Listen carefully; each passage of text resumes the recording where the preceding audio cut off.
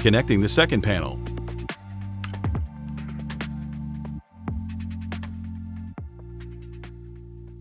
Repeat the installation process as for the previous panel.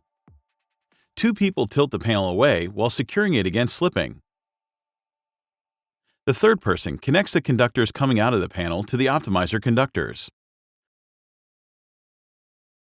Once the panel has been correctly connected to the optimizer, you are left with two free conductors, which are used to connect the optimizers in series. Connect the conductors between the optimizers.